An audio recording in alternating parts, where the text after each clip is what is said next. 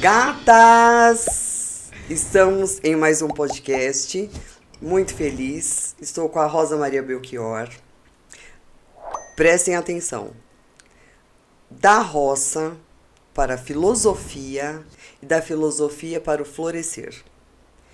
Rosa Maria, 40 a mais, está aqui com a gente, nossa convidada, vai contar um pouquinho da história dela, extremamente inspiradora. E pra vocês que ficam aí falando que não dá, dá licença. Começa a se coçar, viu, gatas? Lindeza! Obrigada por ter aceitado o convite. Uma honra sempre, gratidão. Eu que agradeço, Andrômeda. Uma alegria estar aqui. Espero que seja uma alegria a nossa conversa. Ah! Pode falar palavrão que eu deixo. Gente, depois dos 40, mas a gente pode falar tudo. Vacuda, é assim que eu te chamo, né? Exatamente, mas finamente. Não com finalmente. essa fineza, eu falo com... Ela fala mais com todos os pulmões, desbochado, o negócio é desbochado. Vacuda, vacuda, vacuda. É assim que eu te chamo no áudio do Instagram, do WhatsApp. Do WhatsApp, né? finalmente. A liberdade é uma merda, gente. Eu preciso dizer isso pra vocês. Não é maravilhosa. Você tem liberdade, você tem, ó. É ladeira abaixo, segura. Que o morrão desceu. Desceu o morrão, desceu a terra, soterrou e a gente levanta a mãozinha e sai de lá. Não é assim que faz? É isso mesmo. 13 anos na roça. 13 anos na roça. Roça. Eu nem sabia o que era a cidade. A referência Qual que eu lugar? Tinha... Ai, Andrômeda, eu rodei o Paraná inteiro. Porque meu pai era meio cigano e a gente mudava de cidade a cada 2 anos. E aos 10, 11 anos de idade eu fui parar no Paraguai. Puta merda. Do Paraná pro Paraguai.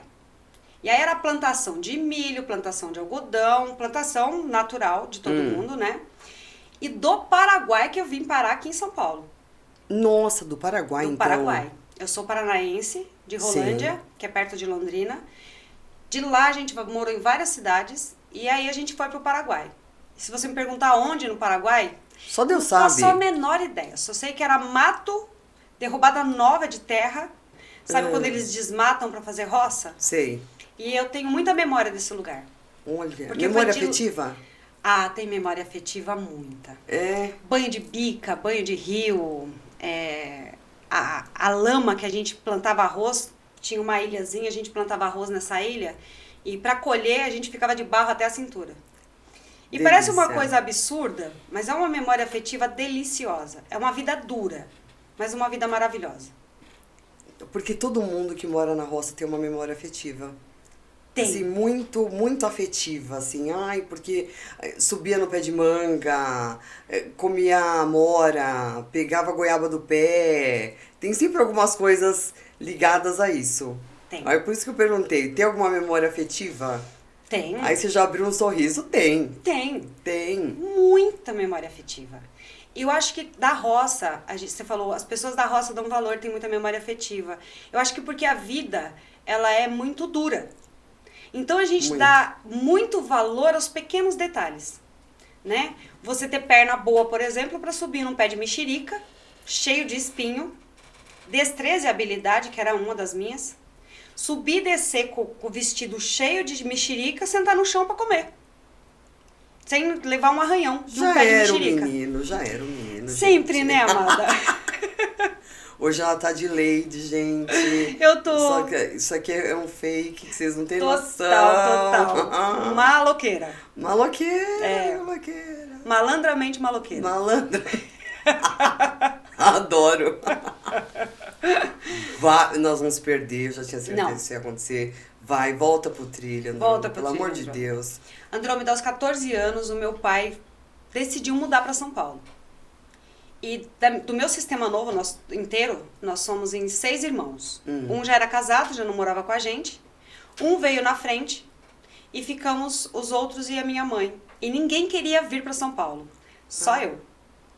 Pergunta por quê? Queria estudar. Eu queria estudar. E onde eu morava era um lugar tão distante, tão ermo, que não tinha como ir pra escola. Terminou a 4ª série, acabou a 4ª série.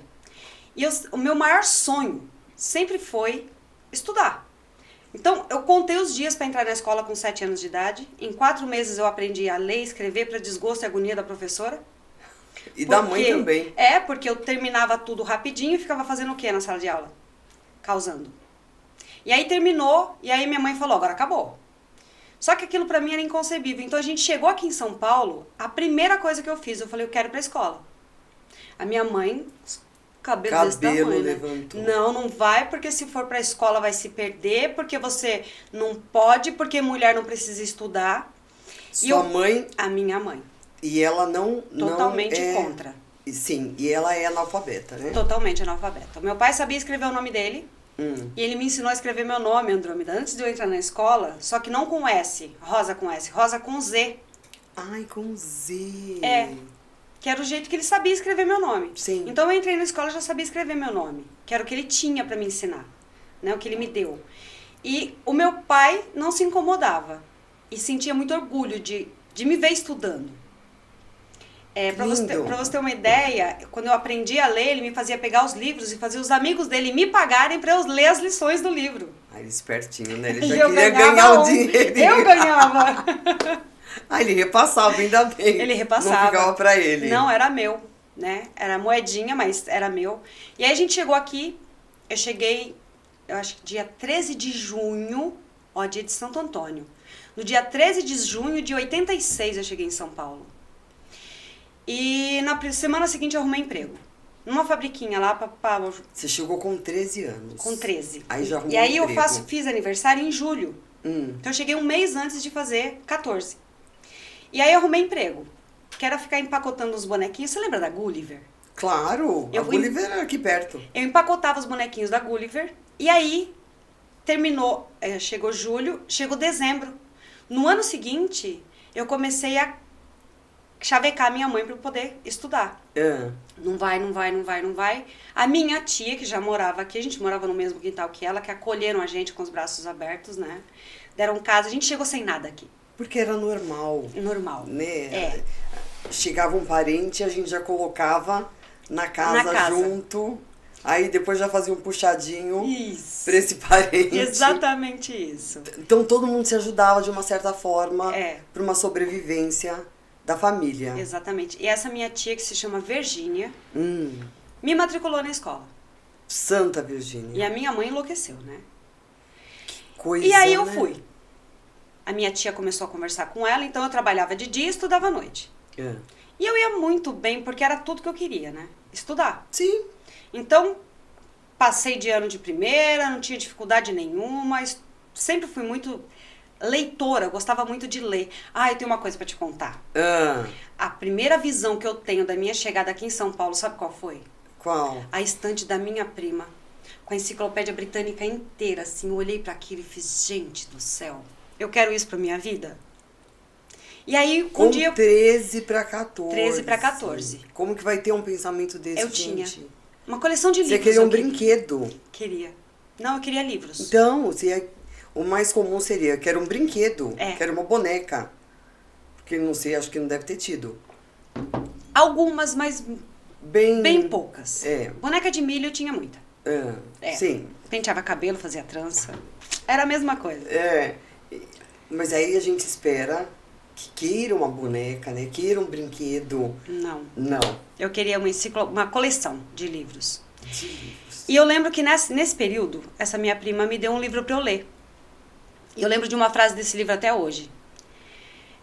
A menina fala assim: tudo na vida é uma questão de pensamento positivo, de manter a fé, de olhar para frente, de pensar que as coisas vão melhorar. O nome desse livro era Tarde Demais para Chorar e Cedo Demais para Morrer. Contava a história de adolescentes com câncer. Eu trouxe essa frase para a vida, com 14, 15 anos de idade. Nossa, que forte. Eu não esqueci, nunca mais. E toquei a vida, fui estudando, só que a minha mãe comendo de pau em cima, porque ela não queria que eu estudasse. Para desgosto e agonia dela, com 16 eu conheci o meu marido, e eu comecei a namorar. E aí eu entrei pra perdição literalmente na cabeça dela, né? Sem dúvida. Estudou, namorou. Namorando e estudando. Já deu ruim. Deu ruim. E foi um sacrifício, porque eu tinha que começar e parar, começar e parar, começar e parar, começar e parar a escola. Tempo inteiro. E aí, foram 5 anos disso. Com 21 eu me casei. E eu tava na 7ª série ainda. Casei muito nova. E aí o Paulo olhou pra mim e fez assim, não, você vai estudar. E aí eu fiz Então o seu incentivador foi seu marido? O Paulo, foi meu marido. Ele olhou pra mim e falou, não, você vai estudar. Falei, tá, então vamos. É meu sonho, né? E fui, me matriculei numa escola, fiz um supletivo, fiz 7ª e 8ª série juntas. E aí eu fiz 1º, 2º e 3º. Certinho. Certinho, bonitinho, tudo ajeitadinho. E segui a vida, né? O que é seguir a vida? Seguir a vida é continuar trabalhando. Você trabalhava lá na Gulliver, que foi seu primeiro trabalho, né? Que na verdade, muito nova. Tinha outro problema aí também, né? Pra desgosto da minha família, porque eu nunca peguei férias. Porque eu nunca parei 1 ano numa empresa. Ótima funcionária, gente. Excelente. A melhor funcionária que uma pessoa podia ter. Mas por que você não parava? Porque eu queria mais. Você não se encontrava nas profissões que te colocavam? Não, porque eu comecei nessa fabriquinha da Gulliver. De lá, eu fui para uma mercearia. Da mercearia, eu tinha 2 empregos nessa época. Eu trabalhava na mercearia de dia, de segunda a sexta, e de sábado e domingo eu trabalhava na feira, na barraca de pastel. Eu queria mais. E aí eu fui trabalhar numa padaria. Mas você trabalhava tanto porque era para ajudar no sustento da casa? Para ajudar em casa e porque eu precisava comprar as minhas coisas. E para eu conseguir comprar as minhas coisas, eu tinha que fazer extra. Porque eu dava o envelope fechado na mão da minha mãe, porque nós éramos muitos, e a gente precisava comer, pagar aluguel e viver. Sobreviver. E eu precisava fazer um extra para eu poder comprar as minhas coisas. Então eu comprava uma calça, a prestação, 10 prestações, no carnezinho. E era tudo muito apertado, era um aperto danado. E aí eu fui trabalhar numa padaria. E eu tava pensando nisso ontem à noite, depois que a gente conversou. Quem foi que me deu a chance de ir para um escritório, para subir do ajudante geral para um escritório? Que é o pulo da gata. Que é o pulo da gata, né? Eu trabalhei numa fábrica, ele chama cadeira.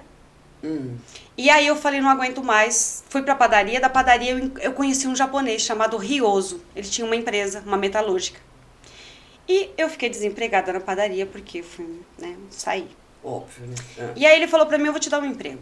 Ele me deu o meu primeiro emprego de auxiliar de escritório. Olha, o top. Sim. Né? Te deu uma profissão, te deu o começo de uma profissão. Exato. Ele me deu um emprego de auxiliar de escritório.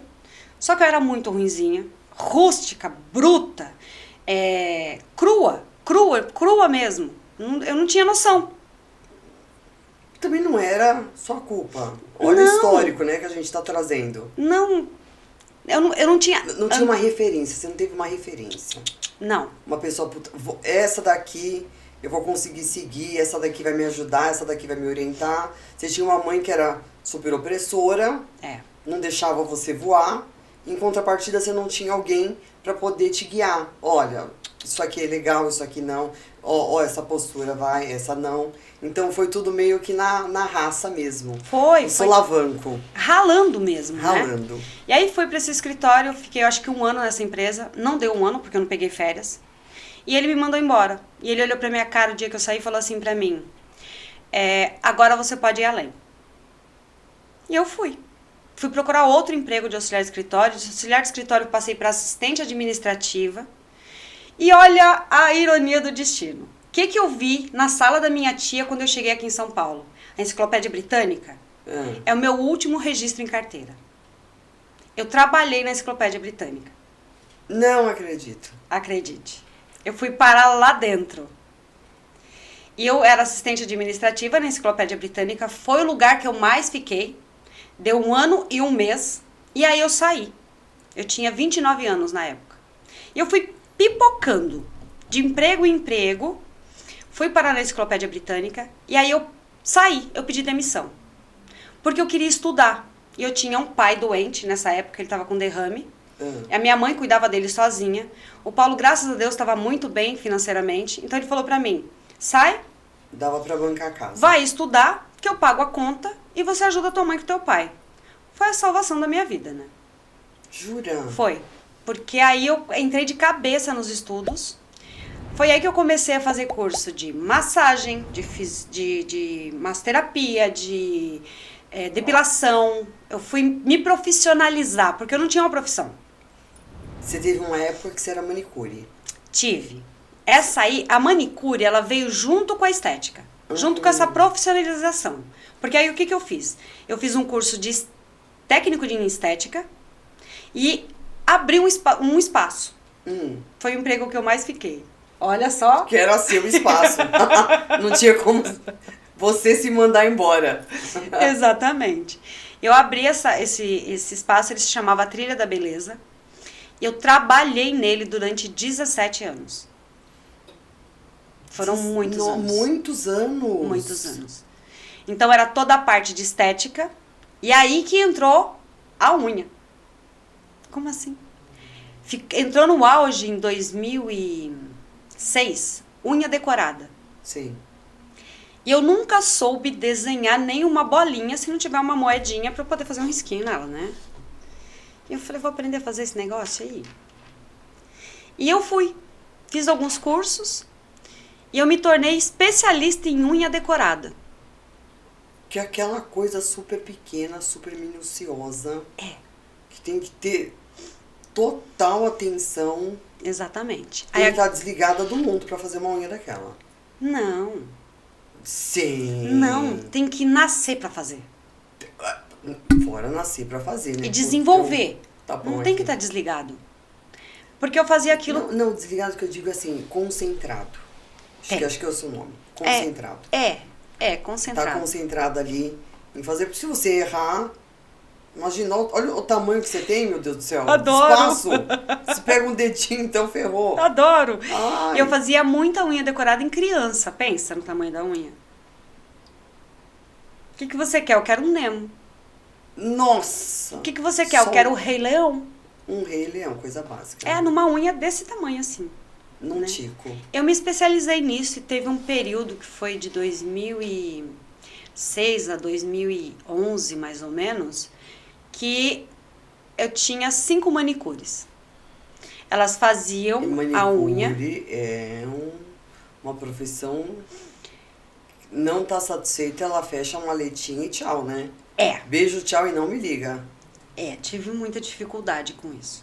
Muita dificuldade. Imagina. Trabalhar para si mesmo é maravilhoso. E as pessoas falam Se assim, bem que né? você já tinha uma veia empreendedora, né? Já lia para receber dinheiro, né? Exatamente. Então, tô eu aqui pensando, porra, ela já lia e já recebia dá uma olhada. Uhum. Automaticamente não ia para emprego nenhum. Não parava. Claro que não. Não tinha como, eu queria mais. Nada, não tem satisfação naquilo. Não dá prazer. Não dá prazer. E eu sempre fui zero. daquelas assim, Andrômeda. Acordava de manhã, punha o pé no chão e falava, vou trabalhar. Ai, que trabalhar. saco. Eu chegava lá e pedia conta. Eu pedia demissão. Ai, meu Deus. Pensa uma mãe controladora tendo uma filha dessa. Pois bem, coitada dessa mãe. Eu sou responsável pela maioria dos cabelos brancos dela. Tenho certeza. O que os meninos não deram, a menina deu. A menina deu. A ovelha negra, né? 40 a mais, Andrômeda, é para lugar. E é maravilhoso ser ovelha negra. É incrível. Você quebra paradigmas. Que precisam ser quebrados. É. Pelo amor de Deus. Você estoura o seu sistema familiar. Porque você abre caminho para quem tá vindo atrás de você, né? Gente, ela é consteladora familiar. É isso. Ela é Teta Healing, barra de Axis. Eu já tô falando antes dela. Porque eu tô vendo que ela vai por uma via, eu quero ir por uma outra aqui. Então já vamos entrar nessa daqui, porque senão nós vamos pular essa etapa. Vamos lá. Como entrou a filosofia? A filosofia. Porque essa mulher trabalhando com a estética, não se formou, terminou no terceiro, Exatamente, certo? parei ali, Parou fiz um ali. técnico que me manteve durante 17 anos. 17 não, eu diria que antes disso eu já comecei a procurar mais. Em 2011 eu fui fazer um curso de psicoterapia. Ah, E eu falei, gente, eu sou terapeuta já, né? Porque quem senta pra fazer uma unha, pra fazer uma massagem, pra fazer uma depilação, escuta pessoas escuta pessoas. o tempo todo. A gente só não tem a escuta ativa, que é aquela escuta terapêutica. Mas eu conheço cada história, né? Foram 17 anos trabalhando exclusivamente com mulher. Então, Imagina o que tinha de dores ali. nossa senhora, nossa, muito. Não, e sem uma iniciativa, você percebeu? Sim, Porque elas ficam. Porque Ficam. a dor que elas já têm é muito mais fácil de lidar do que com a cura. do que com a cura. É. Então eu fico aqui nesse espaço dessa dor, porque essa dor eu já conheço esse caminho, já sei como lidar. Então aqui eu fico. Agora a cura, imagina. Dá um Atrás trabalho, da né? cura dá um trabalho. Dá trabalho, dá noites mal dormidas. Andrômeda, um simples E dá desmame de um mudança. remédio. Só falta te matar. Sim. Imagina você mudar dentro de você. E você ter que tirar e aceitar que você não é feliz. É. Parar de ficar vivendo no mundinho da mentira. É. Da família feliz, Exatamente. né? Sendo corneada até dizer chega, ainda fica naquela situação. Ou numa relação abusiva. Sim. Sem Muitas ver vezes- saída. E ela também, eu acho que às vezes ela não quer uma saída. Dá trabalho, Andrômeda. Não é que não quer. As pessoas querem saída. Mas dá muito trabalho sair. Porque envolve muita Mas viver coisa. é fácil, Rosinha. Não, não é fácil. Mas eu falo que dor é dor. E toda dor deve ser respeitada. Porque Eu ela concordo, dói, ela machuca. dói. Só que crescer dá um trabalho danado. O E crescer, você acha que dói mais do que a dor mesmo? Dói, do Andrômeda. problema. Dói. Dói. Dói mais. Porque você vai ter que quebrar paradigmas. Você vai ter que quebrar a repetição. Você vai ter que quebrar vícios, maus hábitos, para você conseguir se superar. Para você passar por aquilo. E é uma pedreira sem fim. Entende? Você vai sair machucada, arrebentada. Se você não tiver consciência que do outro lado tem remédio, você não vai. Porque você vai ter noites mal dormidas, você vai ter Mas já altos não e tem? baixos. Já tem. Mas é uma Então. zona de conforto. Então, eu concordo, já uma zona de conforto é mais fácil ficar. Ok. Então, e esse gapzinho para poder fazer essa mudança? Tem que ter coragem. E esse ato de coragem, ele Aí é que eu queria chegar. tem que ter coragem. Exatamente. Não é porque a dor do vou crescer é maior do que a dor que eu estou. Sim. E aí você tem coragem de ir para uma terapia, que eu sou formada em psicanálise clínica também. Aí você vai para uma terapia, você começa a trabalhar os teus conteúdos, a olhar para eles, porque o trabalho do terapeuta não é dar conselho, é fazer você olhar para o teu conteúdo e para aquilo que está te causando a dor e aquilo que te trouxe para o setting analítico. E aí você vai olhando, e chega uma hora que você tem que tomar uma decisão. E aí sabe o que acontece?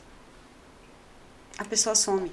Isso que eu ia falar agora. Ela deixa de abandona a ela terapia. abandona a terapia. Porque é muito difícil mudar. Se mudar fosse fácil, todo mundo mudaria. Não dá pra julgar. Você não sabe o que tá lá. Aí ela vai. Não, não é um julgamento, é uma análise mesmo. Sim, análise mesmo. Assim, saindo do julgamento, você não acha que tem um vitimismo também? Não é vitimismo. Andrômeda tem tem um negócio que se chama síndrome da rã fervida. Eu vou te contar como é que ela funciona. Se você pegar uma rã e colocar ela dentro de um pote de água quente, na hora ela pula dele, ela queima só as patinhas e tá tudo certo. Agora, se você pegar uma rã, colocar dentro de um pote com água e ir aquecendo aos poucos, ela vai se adaptando a um aumento da temperatura. Então ela vai perdendo energia, ela vai se dispersando, ela vai perdendo. A hora que a água ferve, ela perdeu tanta energia se adaptando que ela não tem força para pular e ela morre cozida. É a síndrome da rã fervida. A grande maioria das pessoas e das mulheres que vivem relacionamentos abusivos vivem na síndrome da rã fervida. Ela fez tudo e fez tanto para se adaptar, para ficar, para permanecer em nome disso, daquilo, não dá para dizer em nome do que ela fica. Que a hora que ela tem que sair, ela não tem força. Ela não consegue. Não é falta de iniciativa, falta de coragem, falta de nada. Tá cozida. Ela perdeu toda a energia dela se adaptando.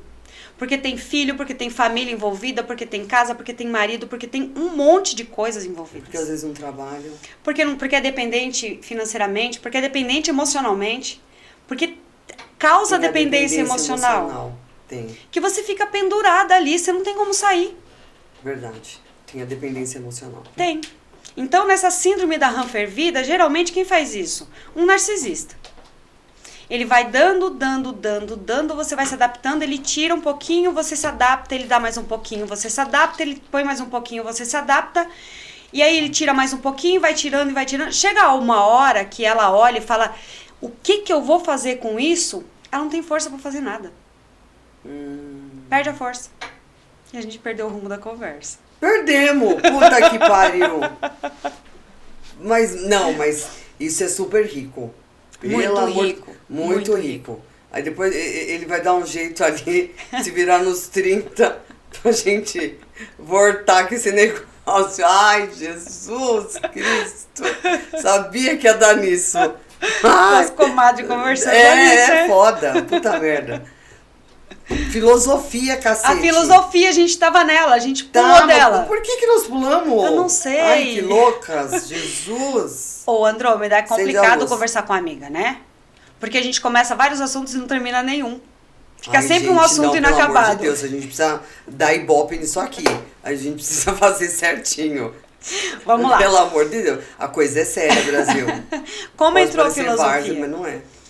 Eu fiz o curso de psicoterapia reencarnacionista. E aí eu fui estudar psicanálise. Pra sair dos 17 anos lá. Isso, porque eu já não tinha mais você já saúde a mulher física. Física, claro, não vai ter mesmo. Eu tinha tendinite, bursite, todas as ites nos braços. E eu falei, meu corpo não aguenta mais. O que eu posso fazer agora para mudar de profissão, sem deixar de mexer com mulheres e com pessoas, com gente? Você sempre gostou de mexer com mulheres? Adoro, sempre gostei. O que te fascina? Porque tem que ter um fascínio aí. Essa mente mentirosa que a gente tem, né? Que é extraordinária, é incrível. É mentirosa mesmo. A gente se ilude, a gente se mente pra gente mesmo. Que tá tudo certo, que a gente tá magra, que a gente tá linda, que a gente tá maravilhosa. Exatamente. Mas não é um bom combustível isso? É maravilhoso. Porque o que você aprende, eu falo que a experiência que eu... um bom combustível a gente mentir pra gente. É lógico que é. Maravilhoso. Você como terapeuta. Sim, é maravilhoso você mentir. Só que o que acontece? Chega uma hora... Porque tem dia que a gente vai olhar pro espelho e a gente vai ter que falar. Nós estamos lindas, maravilhosas, gatas. Vou arrasar hoje. Mas não tô tanto assim. Mas pelo menos estou verbalizando para esse universo ouvir e me empoderar para poder ir. Só vai. Não, mas isso aí tá certo. Certíssimo. Não é todo dia que você olha no espelho e você acha a mulher mais extraordinária do mundo. Mais sensacional de todas. Mas eu tenho que me colocar combustível. Mas você coloca... Qual é o combustível? Meu combustível, o meu pelo menos, é me olhar e falar, gata, você tá maravilhosa hoje, arrasante. É seu dia, hein? Arrasa. Isso sou eu. O meu combustível é olhar no espelho de manhã e falar, tamo bagaceira hoje, né, gata? Vamos dar um jeito nessa cara aí, porque você tem coisas pra fazer e coisas muito importantes. Tem pessoas que precisam de você e você precisa dessas pessoas. Porque, Andrômeda, todo mundo que chega no setting analítico, ela traz um conteúdo e muito do conteúdo que ela tá trazendo lá, tá aqui. E eu tenho certeza que todo terapeuta, se tiver consciência, ele vai olhar pra cara da pessoa e pensar assim, contando a minha história. Que interessante isso. Jura? Juro, muitos, muitos. Então a gente aprende muito trabalhando. E se vê naquele paciente... Se vê nele, aí o Freud fala assim, né? O paciente vem e faz uma transferência. Ele confia em mim para me contar todos os segredos dele. E quando eu me vejo nele, eu faço uma contra-transferência ligeira, volto, pego toda a minha experiência e minha bagagem de vida e falo, eu posso ajudá-la. Eu posso contribuir com ela, com a minha experiência de ter estado sentada ali onde ela está agora. Porque eu já estive lá. Já estive ali. E para algumas pacientes eu falo, eu vejo você e eu já estive aí onde você está. Então eu sei sua dor. Então eu conheço a sua dor. É mais fácil quando a gente conhece a dor do outro mesmo. A gente já passou pelo processo. Exatamente, exatamente. Sem dúvida. Voltando para a filosofia. De novo para a filosofia, gente. Pela terceira vez na filosofia. Vai, Brasil. Vamos lá. Fui para psicanálise, estudar psicanálise clínica, e a gente estuda Freud, Jung, Melanie Klein, Winnicott, Reich, todos os cabeçudos da psicanálise. Só que eu não achei o suficiente ainda. Eu falei, eu preciso de mais... Mas você não se contenta com nada também, não? Não, sou uma eterna insatisfeita. Insatisfeita, gente? Sempre, graças a Deus. Ah, não, mas peraí, né? Um pouco menos. Tudo tá insatisfeito, cacete. Aí eu falei, não, tá pouco ainda. Acho que eu vou fazer filosofia. Aí meu marido olhou pra minha cara e fez, filosofia? Eu falei, Pra quê? Eu falei, pra mim. E fui pra faculdade de filosofia. Aí, neném, Se mergulho achou? profundo. Não, claro que não. Não se achou? Não. Eu vou ser sempre uma metamorfose ambulante. Eu vou estar sempre buscando mais, eu não consigo. Ou seja, segura essa. Sou eu. Essa é a palavra que me define. O que você é? Um ser em construção. E quando termina? Nunca. Não, ué, a construção uma hora termina, gente. Não termina. Pelo amor. Aqui e pro mundo não acaba nunca. A gente tá sempre aprendendo. Não, ok. Mas também nunca tá satisfeita. Você nunca tá satisfeita mesmo. E essa insatisfação que me faz buscar mais. Mais, eu quero mais, eu preciso de mais. Andrômeda, Por que tanto mais? Por que tanto mais? Porque toda vez que eu me vejo diante de um obstáculo, eu quero entender ele. E aí, eu vou buscar... Quantos anos que você tá na terapia? Como terapeuta? 6 anos. 6 anos. 6 anos. Tá, então é um tempo ainda... É pequeno. É pequeno. É pequeno. Então ainda continua eu a acho busca. eu acho que essa busca vai mais longe. Ela vai. Eu falei, na época que eu troquei de profissão, né? Eu falei, graças a Deus eu escolhi Vamos falar sobre a transição de carreira, gata. a transição de carreira. Eu já não aguentava mais trabalhar com estética, depilação, massagem e unha por causa do meu corpo mesmo. Físico, dores físicas. Isso. Eu falei, eu preciso de um plano B. E esse plano B foi o quê? Estudar. Era o que eu mais gostava na vida, né? Eu comecei a estudar, eu fui atrás de psicoterapia reencarnacionista, eu fui atrás de psicanálise clínica. Dentro da psicanálise eu fui para comunicação não violenta, da comunicação violenta eu fui para filosofia, aí eu entrei de cabeça na filosofia. Eu me formei, e da filosofia eu ainda busquei o Theta Healing, eu busquei as barras de Axis, eu busquei a constelação familiar. Por quê? Você foi mais pro mundo alternativo. Eu fui, porque como terapeuta, você pode ser um terapeuta cartesiano, e eu não desmereço, porque eu acho que tem que ter o terapeuta cartesiano, que é aquele linear. Sim, precisa mesmo. Mas pra mim não dá. Não é o seu perfil. Não é o meu perfil. Mas tem pessoas que só vão se adequar a esse perfil. Exatamente, para isso que tem as Rosas e as Marias, né? Tem todo tipo de terapeuta aí. Então eu sempre estou buscando mais. A filosofia veio e me fez mergulhar profundamente nos grandes cabeçudos da humanidade. Sim. Né? E na formação em psicanálise, o Jung era formado em filosofia, o Freud era formado em filosofia, que era uma das principais referências da época deles, de 1800, 1900, né? Todos eram formados em filosofia. Então eu fui pelo mesmo caminho deles, né? Eu busquei a filosofia, aí eu me formei na psicanálise, me formei na filosofia e continuei buscando. Eu fui parar lá no Sócrates. Sócrates era o cara. Sócrates ele foi tão importante para a filosofia que tem o pré-socrático e o pós-socrático. Né? Não sabia. O Sócrates desenvolveu uma técnica que ele ficava... Ele desenvolveu a democracia. Ele desenvolveu a democracia. Eu fui pra Grécia, ele ficava sentado. Não, é impressionante. Porque a gente não é patriota. Começa por aí. Não. A Grécia é super quebrada, coitados. Quebrados mesmo. Sim. Que, assim, vive de um turismo horrível. Mas os caras têm um patriotismo que é uma coisa surreal. Os caras preservam o banco. Sim. Você acredita? Todo cercado onde Sócrates sentava. Na praça.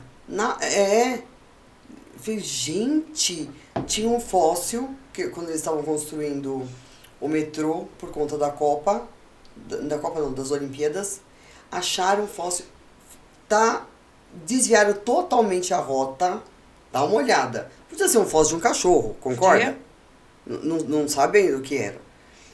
Pois tá lá, todo envidraçado, meu filho, o metrô todo desviado por conta do fóssil que achou. Exatamente. Olha que... Dá valor à história, né? É demais, os caras são assim, surreal, tem prazer, tem assim, adoração de ser gregos. Sim.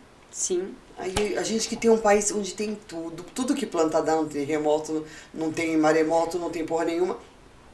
E a gente não é patriota. Exatamente. É triste isso, lamentável, né? Lamentável. E o cara dando uma puta aula, falando que o Sócrates sentava aqui e daqui nasceu a democracia. É isso. Putz, eu fico... Nasceu a democracia por quê? Porque o Sócrates ficava nessa praça ensinando e ele desenvolveu uma técnica que ele deu o nome de maiêutica, que em grego é dar à luz, porque a mãe dele era parteira. Então ele dizia que ele dava a luz ao pensamento e estimulava as pessoas a pensarem. Ave, que cara, não. Não é incrível isso? Gente, ele é demais. Será que ele era bonito? Eu acho que ele era lindo. Eu ficava com ele até feio, pelo amor de Deus. Deve ter um cérebro lindo, né? Exatamente. Só de achar isso já é maravilhoso. O Sócrates não deixou nada escrito, Andrômeda. Tanto que alguns filósofos, algumas vertentes da filosofia diz que Sócrates é uma criação do Platão, que era aluno do Sócrates. E o Platão que começou a escrever e a anotar e colocar todos os pensamentos dele e criar a própria técnica dele, né? Que sorte, hein? Uma sorte. Que imagina ter tudo isso perdido. Pois é. E ele escreveu sobre todas as aulas, como que o Sócrates morreu, como que foi.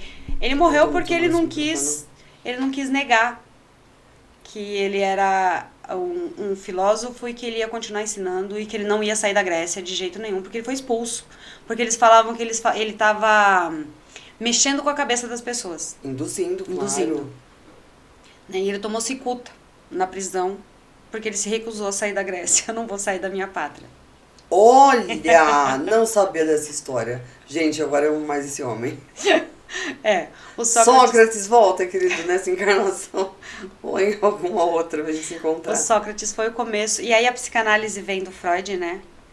Que vem pra escuta e desafiar. Que é tudo pego da filosofia, né, Andrômeda? Estudando filosofia, eu descobri que nada se cria, tudo se copia e se aprimora. E se transforma. E que a grande maioria das frases que a gente vê nos Instagram, nos Facebooks, nas redes sociais, são frases que os grandes da humanidade já disseram, só que há 3.000 anos atrás... É muito tempo. Você vai estudar filosofia, você faz... mas essa frase aqui não era do fulano? Não, ela é do Sócrates. Não, ela é do Platão. Não, ela é do Aristóteles. Não, ela é do Hegel. Você faz, nossa, que interessante isso. Maravilhoso. Me encanta, né? Não. Olha você. Dá uma olhadinha. Você com 13 anos. Roça. Só até o 4º ano. Certo? Agora está aqui. 2002. Que 2002, louca? 2022. 2022. Dá uma cortada aí, gato. 2022, sentada, falando de Sócrates. Fala sério. Dá uma olhada. Você tem noção do tamanho da sua evolução? Eu não tinha parado eu não paro pra pensar nisso. É tão engraçado isso, né? Não, porque é um excesso de humildade que eu tava falando até com outra pessoa. Por que a gente tem uma coisa de querer ser tão humilde no que a gente é tão boa? Porque a gente foi ensinado a não seja aparecido. Não seja melhor que os outros. Andrômeda, nós somos um dos únicos países que se a pessoa falar eu sou muito boa no que eu faço, quem escutar vai falar, nossa, que arrogante. Se você perguntar para um americano o que você faz, ele fala, eu sou contador, eu sou muito bom no que eu faço. O cara e a gente vai te contratar. não pode. E a gente porque não ele pode. Quer o melhor. Porque é feio. A gente fala, eu sou muito boa nisso. A gente até falou sobre isso. É. Horrível. É. Então, por isso que eu quis dar essa parada pra te mostrar. Olha aqui, Rosinha e agora Rosa Maria. Vamos chegar no Belchior ainda. No Rosa salto. Maria, não foi lá o teu salto. Você tá achando que o teu salto foi com o Japa? Não foi com o Japa. Não. O teu salto foi quando você foi pro Florescer. Foi. E aí eu fechei a trilha da beleza e fundei o Florescer. O que é o Florescer? Porque ninguém conhece, nós estamos aqui. O Florescer, ser, sem ser. Healing, que é cura em inglês, né? Então, para você se curar, você tem que se permitir e você tem que se permitir ser. E parar de ter dor no braço, dor de cabeça, peso nas costas, excesso de trabalho, excesso de ocupação, né? Eu adoro uma frase que fala, cuidado com uma vida ocupada demais. Porque ela pode estar mascarando muitas coisas que você não tá parando para olhar. Não, que você não quer olhar. É. Aí você coloca várias coisas para fazer. Não, ou senão várias coisas para fazer. Exatamente. Aí você trabalha loucamente, porque aí você não vai ter tempo de olhar para aquela tua feridinha, para aquela tua dor, que era uma feridinha, daqui a pouco tá uma ferida, tá uma coisa, e quando não, vira uma doença. Vira. Aí eu fundei o Florescer. E mais uma reviravolta na minha vida, né? Porque eu tinha muitos clientes fixos. Eu ganhava muito dinheiro fazendo o que eu fazia. Que 17 anos sozinha? Eu tinha muitas clientes muito fiéis. E quando eu falei, eu vou parar de trabalhar, eu fiz isso progressivamente. Você se planejou? Eu me planejei. Me planejei. Porque eu falei assim... Psicologicamente, você disse? Psicologicamente, não, porque eu já estava pronta. Foi materialmente falando mesmo. Porque você imagina uma pessoa que trabalha com unha decorada, a quantidade de sujeira que ela faz, de esmalte, de tinta, na roupa, na própria roupa. Em tudo, eu acho. Eu não tinha roupa, Andrômeda. Porque eu tinha roupa de trabalhar e roupa de sair. E minha roupa de trabalhar era toda manchada de acetona, de cera, de... Quem trabalha com estética sabe disso. De esmalte. Predominantemente brancas minhas roupas. Então, eu me planejei. Um ano antes de parar, eu falei, eu vou começar a investir. Como você decidiu isso? Deu. Eu falo que tudo tem um tempo. E eu fui o máximo que eu pude. A hora que eu me formei na psicanálise, que eu me formei em comunicação não violenta, eu falei, agora deu. Aí você faz assim, quando você faz deu, a tua mente faz assim, ela fecha. E aí o teu corpo começa a ficar extremamente ressentido. As dores que eu já tinha, elas triplicaram de tamanho. Porque eu já não queria mais fazer aquilo. Mas por que você acha que eles triplicaram de tamanho? Porque eu negava. Lembra que eu te falei que eu não parava no emprego? Porque se eu acordasse e fizesse assim, eu vou ter que trabalhar. Eu pedia a conta. Eu não podia pedir a conta, porque eu estava na minha própria empresa. E eu tinha que me planejar para eu conseguir fazer essa transição. Né? Então eu determinei 365 dias. E eu contei ele retroativamente, dia por dia, Andrômeda. Nossa, que tortura! Foi torturante porque eu não tinha como largar, porque foi nesse período o Paulo já não estava mais tão ativamente financeiramente. Entrando. Então eu tinha contas para pagar, eu tinha comprometimentos, eu tinha muitas coisas comprometidas. Eu tinha acabado de sair de uma construção, que eu construí minha casa. Então, tava zero de caixa, né? Então eu tive que fazer esse planejamento, eu tive que planejar essa transição. E foi excruciante, porque pra mim era assim, não vou mais fazer isso, acabou, fechou a porta, que era o que eu fazia. Que eu não você pude. sabia fazer. Eu tive que não ter. Era seu. Eu tive que ter maturidade para cronometrar os dias. E nesses dias esses 365 dias, eu fui comprando roupa, bijuteria, um brinquinho, um anelzinho, um lencinho diferente. Eu fui fazendo as coisas bem devagar e estudando. E quando eu falei, eu vou fechar, faltava um mês para completar os 365 dias, todo mundo ficou com os cabelos em pé. Inclusive a família, né? Você tá louca, você tá velha, você tá maluca. Isso aí te dá dinheiro, por que você vai parar de fazer isso? Você não pode. Posso. A família inteira falou, você tá dando um tiro no pé. Não teve uma santa alma pra falar? O Paulo.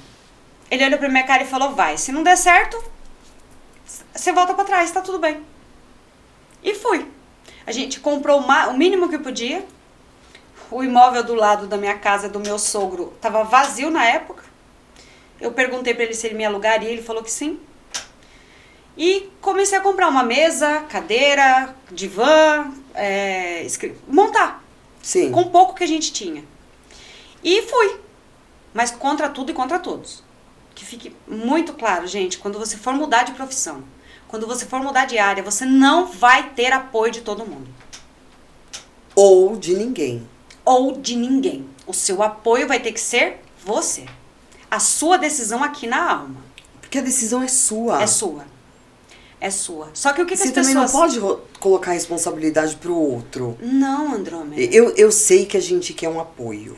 Sim. Porque eu fiz essa transição de carreira também. Mas aí você já me conhece. Quando eu vi, eu já fiz. Sim. Então, eu não sou da comunicação. O que você acha? Uhum. Eu sou da ação. Eu vou, faço, depois eu comunico. Olha, já fiz, agora eu tô assim. Aí todo mundo fica, oi? Como assim? Como assim? Até ontem você fazia... Não, querido, já mudei, já sou outra. Página que virou, você sabe que eu sou assim. Sim. Só que a maioria não é assim. A maioria vai... pelo menos, compartilhar com alguém. Sim, a única pessoa que sabia era o Paulo. E eu contei pra minha mãe, pros meus irmãos, que eu tava fazendo faculdade. A fala é unânime, né? Depois de velha... Você não tá velha demais, não? Por que você não para? Porque eu não consigo. Me chão. Não, é incrível como as pessoas têm o poder de não ter uma palavra amiga, nem que seja mentirosa. Não. Nem que seja mentirosa pra falar assim, vai, se é isso que você acha que tá te faltando, ou você vai ser feliz? Tá com curiosidade, tenta um mês, se você achar que não é pra você, cai fora. Qualquer coisa, cacete. Mas a pessoa não é capaz de falar uma palavra amiga, né? Vai, vamos, tamo junto. Gente, mesmo que seja mentira, pelo amor de Deus... A outra pessoa tá ali, se ela tá te contando, ela quer um apoio. É óbvio, senão ela não falaria. Ela faria, seria diferente. Então, dá até uma mentidinha, que Deus vai perdoar. Mas fala assim, vai gata, se joga, se não der certo, volta, nós estamos aqui, a gente vê o que a gente faz. Agora não desanima a pessoa, porque já pensou se ela fosse ouvir a família? Não teria nem terminado a 4ª série. Estaria lá, na 4ª série. Graças a Deus eu fui uma revoltada. Eu quero estudar! Olha, que sorte. Sorte, bem. E sorte também de ter um marido que te apoia. Sim. Porque ele poderia muito bem ser um machista e dizer, não, você vai ficar em casa, você vai trabalhar, coisinha pouca, cuida da casa, tal. Fica aí no que você tá fazendo, porque era zona de conforto, né, Andrômeda? Foram 17 anos. Sim, né? Virou super uma zona de conforto. Zona de conforto. Mas eu queria mais. E eu fui. Parabéns. Cara, com a coragem que eu falo que Deus me deu, mas na verdade da minha essência que inquieta, né? que Deus deu, é Da seu, minha mulher. essência inquieta, Ai, da minha alma inquieta. a gente gosta de colocar Deus em tudo. Deixa ele quietinho lá. Tá ocupado demais, Tá né? ocupado, gente. Ele já fez assim, já veio, tá no DNA, pronto. Assume que a porra é essa. Exatamente. Aí eu abri o Florescer e eu comecei a contar para as Que é um pessoas. espaço terapêutico, terapêutico. multidisciplinar. Tem nutrição. Fala o que ele é tão lindo, Tem caceta. reiki, tem curso de empoderamento feminino, tem tem vários workshops. Tem. Eu faço, em média, 4 constelações por semana, tem uma super sala de aula. Eu dou aula de empoderamento e sagrado feminino. É meu neném, né? Sim! Meu amor, meu tesouro. E deu super certo. Tá vendo? As próprias clientes viraram pacientes. Porque elas sempre acompanharam a minha busca, estudando, tô fazendo curso, tô fazendo curso. E não é só isso, elas já tinham confiança em você. Confiança, Então é muito mais fácil a gente falar os problemas pra que a gente confia. Exatamente. Só que com uma escuta melhor, né? Sim, agora Porque tua quando você escuta treina tá a afinada. escuta, você se torna não um conselheiro, uma amiga que fala, brigou com você, bora lá dar uma surra que eu te ajudo, né? É. Você fala, não, vem cá, conta pra mim. Fala que eu te escuto. Escutar é diferente de ouvir. Amigo ouve. O terapeuta escuta. Verdade. São coisas bem diferentes. Não, que ele mexeu ali, né, bem? A gente dá uma paradinha. Não, pode continuar. Vai, a frase de novo. Amigo. Pra gente continuar. A frase, amigo. Amigo, Ouve. ouve. Não, o que você falou? Amigo ouve. Ouve a gente contando. E ouvir é só ouvir. Escutar é escutar, pensar, analisar e devolver ou não. Esse é o trabalho do terapeuta. Escutar o que você não diz. Olha que louco isso. Olha que Eu louco. adoro isso, menina. Nós demais, olha. Escutar e ver aquilo que você não verbalizou. Tem uma frase do Freud que eu adoro, né? Que ele fala assim: quando Profundo Pedro pra fala cacete. de Paulo, sei mais de Paulo do que de Pedro. Não é assim? Não. Quando Pedro fala de Paulo, sei mais de Pedro do que de Paulo. Não, e é super isso mesmo. É? É a pessoa não falar e você conseguir ouvir e você conseguir ver o que tá por trás daquele silêncio. Exatamente. Puta merda. Essa é de doer, hein? É. Essa é de... Não vou falar o que é.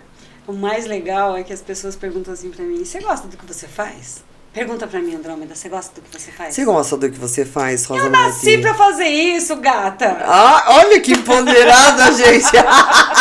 Dá até um berro. Ai, louca! Eu nasci pra ser terapeuta. Nasceu. Nasci pra ser terapeuta, nasci pra ser consteladora, nasci pra viver no meio de gente. Eu acho que mais do que isso. Eu acho que você nasceu para ajudar gente. Nasci para contribuir com pessoas. Ser contribuição para um mundo melhor, mais consciente. Também, pode ser. Mas eu tô te falando com ar como eu te vejo. Eu acho que você nasceu para ajudar pessoas. É. Porque quem vai pro seu espaço tá com alguma dor que não é física. Porque a dor física, você toma um remédio, meio que dá uma passada. Agora, a dor emocional, ela é cruel. Ninguém vê. Ninguém vê, e não tá escrito em lugar nenhum. E ela vai te matando, ela vai te minando aos poucos. Vai. Se você não conseguir se conhecer profundamente, você entra, assim, é um poço muito fundo. E essa escalada é dolorida. Eu falo que o maior trabalho do terapeuta é fazer o paciente soltar a pá e olhar para o lado e ver que tem uma escada e começar a escalar ela. Porque tá lá no poço, você vai cavando. Cavando. Né? E eu costumo dizer assim, a gente nasceu, a gente ganhou uma pá e uma escada de presente. E a gente acostumou que é só trabalho duro e árduo que faz você ser gente. né? Eu fico louca. Por que com eu isso. tive a maior dificuldade no meu clã para ser terapeuta? Por que eu não sou bem vista ainda? Agora um pouco melhor. Porque terapeuta não faz serviço braçal. Então não tem valor. Porque você veio de uma família. O trabalho que era intelectual, braçal. ele não tem valor. Porque o que tem valor? O trabalho braçal, aquela coisa dura. Né? Eu fui rotulada de quê? Preguiçosa. Não quer trabalhar numa fábrica de papelão, por quê? Não quer trabalhar numa fábrica de móveis lixando cadeira, por quê? Se é isso aí que você nasceu pra fazer. Né? E é a frase clássica do meu clã. Nasceu tatu, tem que morrer cavocando. Você nunca vai deixar de ser. O seu clã é sua família. Minha família. Porque você imagina, alguns vão entender, mas a maioria vai falar assim, nossa, o que é o clã que essa mulher tá falando, que essa louca tá falando? A minha família. A sua família. E todos, Andrômeda. Eu quebrei paradigma. Eu sou a única formada na minha família.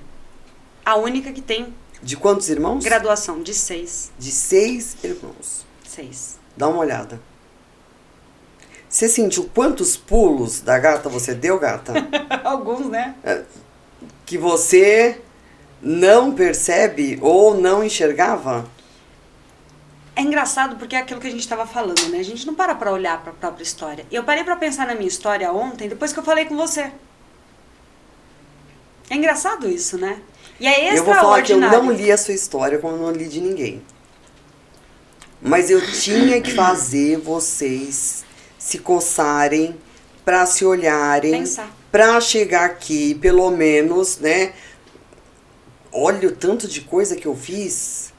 Porque todo mundo que sentou aqui vem com a mesma fala. Olha, eu fiz tanta coisa depois que eu vi. Não olha para si mesmo. E nós estamos falando com uma terapeuta.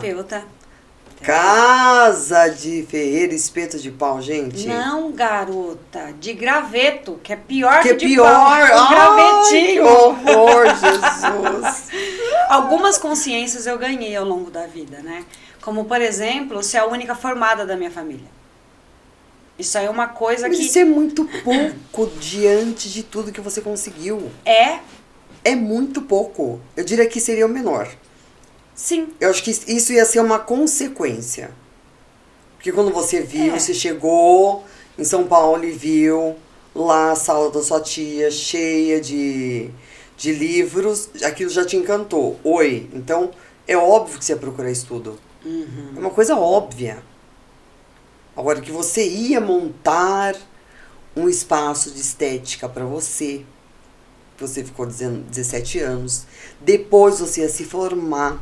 Ter várias formações. Sim. Depois montar um outro espaço. Sim.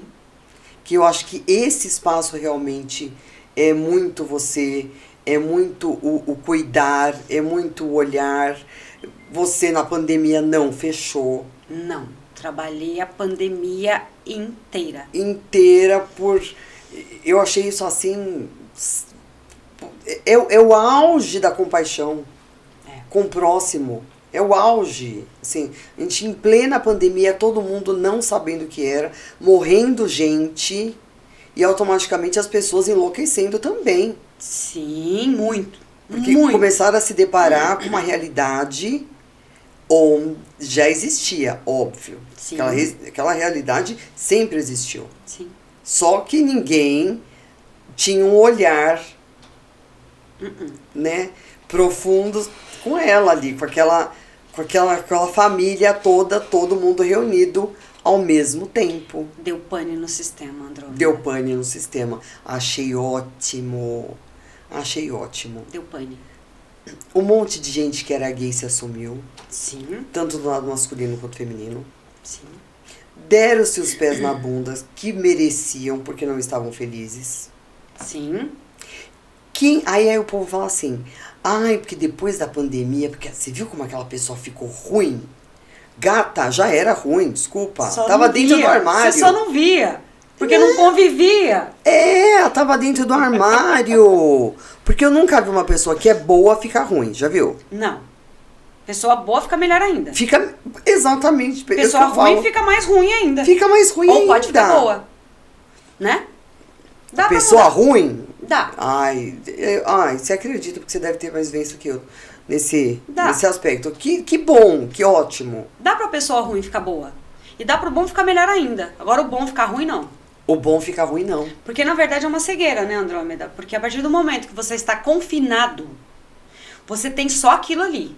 E aí você começa a fazer o quê? Não sabia que você fazia isso, não. Nossa, que estranho isso. Eu não te conheço. As pessoas não se conheciam antes da pandemia. Morando, casados 20 anos, bem. Exatamente. Nós não estamos falando de 2 anos. Não. Assim, um relacionamento novo. Os caras estão casados há 20, 30 anos. Sim. Um sai pra trabalhar, o outro sai pra trabalhar. A gente se encontra no fim de semana, a gente sai, a gente vai pro shopping, a gente vai pro cinema, a gente viaja. E não Mas não tem é surreal? Eu a achei pessoa extraordinário. não. Eu achei ótimo. Também vou te confessar uma coisa. Deus o livre, não por conta da pandemia. Mas das pessoas poderem se assumir e cada um viver sua vida e mostrar qual é a real de cada um. Eu achei incrível também. Falo, quem passou pela pandemia está junto, vai morrer junto, gata. Fica tranquila. Começou a pandemia, lockdown, né? Vamos fechar. A primeira coisa que eu fiz foi constelar o Covid. E aí, ele me deu todas as respostas. Ela é consteladora familiar, isso. Brasil, então... Ela muito louca foi constelar o Covid. Constelei. Um dia nós estávamos em 7 dentro do Florescer, 7 terapeutas. Era o último dia de trabalho. Falei, gente, vamos constelar o Covid? Vamos. As loucas, né? As loucas. Constelamos o Covid e a resposta dele foi claríssima. Eu vim pra ficar. Eu não vou embora. Vocês vão ter que se adaptar. Aí eu falei, bom, gente, se vocês quiserem parar de atender e atender online, fiquem à vontade. Eu vou manter as portas do Florescer abertas para quem aqui chegar. E não fechei. E Andrômeda, eu beijei todo mundo, eu abracei todo mundo, eu acolhi todo mundo, com todos os cuidados necessários. Sim. Mas eu trabalhei a pandemia inteira. Eu fiz 298 constelações durante a pandemia, no ano de 2021. Deus. Foi quase uma por dia. Eu atendi todos os pacientes presencial. Porque o que as pessoas precisavam naquele momento? De um colo, de um abraço. Então, álcool 70, né, a cada paciente, no corpo inteiro, máscara e abraço. Acolhimento. E você só pegou o Covid bem depois. Olha que acabou a pandemia. Louco. Não. Eu peguei esse ano. A louca pegou depois que acabou a pandemia. Foi. A pandemia inteira abraçando e beijando o povo. Foi. Acolhendo todo mundo lá no espaço dela. Que isso assim... Passei. Não. E também é surreal. Alguém que... Porque a gente não sabia como era esse vírus. Eu sou da área da saúde. Era uma incógnita para todo mundo. Um ponto de interrogação, né? Sim, eu vi gente muito nova, atleta, morrer. E vi gente velha, e vi gente da área da saúde que tem um puta de um cuidado. Sim, o cara top dos tops ficar bagaceira. Ficar muito ruim. Aí chegou, aí descobri, né, tá atendendo, falei, puta, Entendendo? A louca, vou também, de máscara, mas vou. É isso. Trabalhei a pandemia inteira, depois que passou a pandemia, que passou Isso todos é os muita lockdowns, solidariedade. eu peguei Covid, no final de janeiro, e em abril, agora no final de abril, eu peguei de novo. O primeiro foi levinho, tranquilinho, belezinha, o segundo me deu uma nocauteada, fiquei bem ruim. E você já estava com as vacinas? Hã? Você já estava com as vacinas? Já. Só que eu acho que eu tava com a imunidade meio bagunçada, porque eu passei um período bem complicado de menstruação, climatério, essas coisas todas. Então eu tava com a imunidade muito baixa. Então ela me nocauteou. Fiquei 15 dias nocauteada. Mas nem por isso parei de trabalhar e de atender online e de fazer as coisas que eu precisava fazer. Eu não parei. Só fui. Você não para. Gente, que locomotiva, Senhor do céu. E tudo que fala pra essa mulher, vamos. Faço, quero. Vai, tá. Vou, tá. Quando? Tá, tô dentro. Mas não é assim. Eu acho que é super assim. Eu acho que você é isso aí mesmo. E eu acho que a vida tem que ser assim. Porque as oportunidades vêm, e se a gente demorar muito pra pegar, ela vai. É que nem todo mundo tem esse ritmo. É, mas eu ainda... você sabe que conversando com o meu sogro hoje, ele falou assim pra mim, eu vou pular o muro do vizinho pra pegar ovo das galinhas. Aí eu tava saindo, eu olhei pra trás e falei, não esquece que o senhor tem 70 anos? Ele fez assim pra mim, 78. Falei, então, o senhor tem 78 anos e pode cair e se machucar. Ele olhou pra minha cara e fez assim, deu uma gargalhada e fez assim, é a cabeça não envelhece, Rosinha. Eu não lembro que eu sou velho de 78 anos. A minha cabeça tá boa. Eu vou pular o muro do vizinho pra catar o ovo da galinha. É o corpo que envelhece, não é a cabeça. Não Né? dá pra comprar, né? Precisa roubar da vizinha. É dele. Porra, é dele. É dele. A galinha É pula dele. no terreno do vizinho Ah. e bota ovo que é a galinha dele. Então ele pula o muro do vizinho, alto pra caramba, pra pegar o ovo da galinha dele. Que o terreno do vizinho tá abandonado. Né? Ai, Então, Jesus. é a mente que envelhece, que a mente permanece e o corpo envelhece. E eu não me vejo com 50 anos, né? Eu acho que eu faço coisa que eu acho que eu tenho 25 ainda. Hein? Bem complicado isso. Eu acho isso ótimo. É ótimo, só que a gente não tem noção. Andrômeda, eu lembro da minha mãe lavando, passando, cozinhando pra 8, né? E a Sim. vida toda assim. E agora, ela tá com 80 e tá com o corpo debilitado. E ela ficou doente esse tempo atrás aí. E eu cheguei nela e falei, mãe, pelo amor de Deus, a senhora tem 80 anos, fazem 80 anos que a senhora usa esse corpo. Ele vai doer, ele tá precário. Ah, porque eu sinto muita dor nas costas. Porque Envelheceu. Então, mas também o estilo de vida dela não foi um estilo Foi fácil. muito duro. Trabalhar na roça não É. é muito duro. Porque você vê uma entrevista que a gente teve com uma de 80, se você vê a levantada dela, eu aqui deu uma... Ela, juro, intacta, plena. Fiz, gente, que é isso? Essa mulher vai ficar plena desse jeito. Quer dizer, eu tentava me ajeitar na cadeira. Ia tentando achar uma posição, quando eu vi, eu já tava desmilinguindo. Aí voltava pro eixo de novo. Levantou daqui assim. Gente, abaixou. É. A minha mãe coloca as duas 80, mãos assim cara. no chão, Andrômeda. De alongada que ela é. Tem 80. Cabeça Porém, tem outras dores. Tem muitas dores nas articulações, porque trabalhou muito na enxada, Sim. né? É o tipo de vida É que outro teve. tipo de vida. É. Mas ela é super dinâmica, mas o corpo não acompanha mais, né? E Eu acho que esse é o triste. Sabia? É, Esse corpo não não acompanhar acompanhar a cabeça. a cabeça. Porque a mente não envelhece, eu falo que ela fica mais refinada, Eu também acho. né? A gente refina, mas o corpo Pois é. é declínio, Ai, né? gente, eu não tenho que dar um jeito nisso. A gente vai chegar lá, gata. Não brinca não. Você tá de salto alto, gata. Você não tá entendendo. A gente vai chegar aos 80 de salto alto. Ai, não, vou ter que chegar, senão vou ter um ataque. Não, a gente vai. Cristo, eu preciso fazer uma terapia de salto alto. Porque eu tenho problema com salto alto. Me tirou o salto, me tirou a força. Entendi. Olha que coisa. Eu não adianta, até em casa eu tô de salto alto. Eu usei salto durante muitos anos da minha vida. Agora eu estou me permitindo usar um sapatinho mais baixinho, mas ainda não abro mão de um bom salto também não. Gente, mas eu não É abro mania, né? nunca. É uma delícia. É, Ele dá um... eu tô sem salto, eu falo, gente... Que decadência. Credo. Tá doente? Não, você já foi boa, hein, gata? Tirou esse salto aí, tua casa caiu, sinto dizer. Volta com esse salto urgente. Exatamente. Que capaz de me dar até uma depressão, sabia? Mas tem. Não, acho que deve ter mesmo. Tem.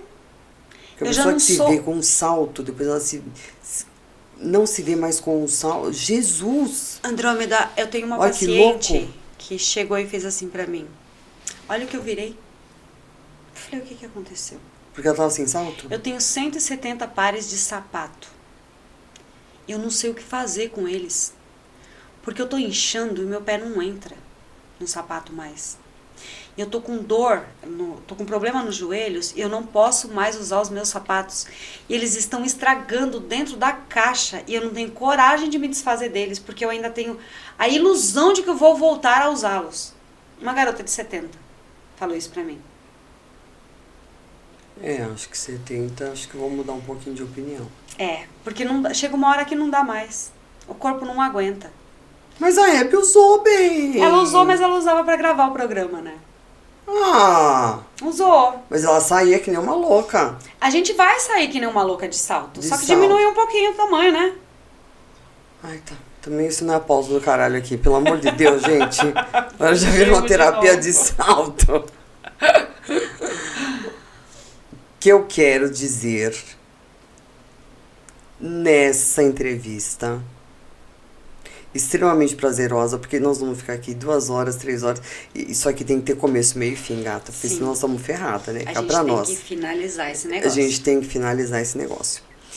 Que você deu vários pulos da gata. Que você não se deu conta.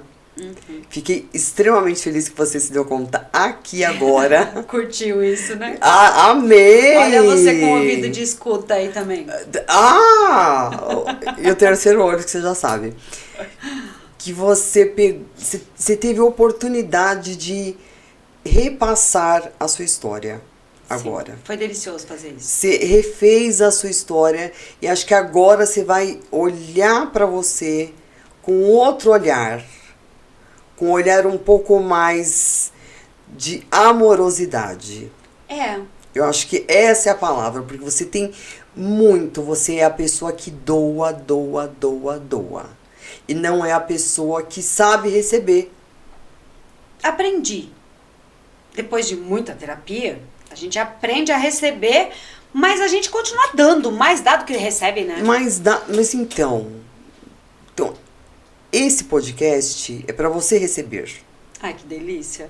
Não é para você dar. Você deu várias coisas aqui, Você contou sua história é extremamente inspiradora, porque alguém que vem da roça com 13 anos, com a 4ª série, gente, se forma, depois faz várias, né, transições de carreira.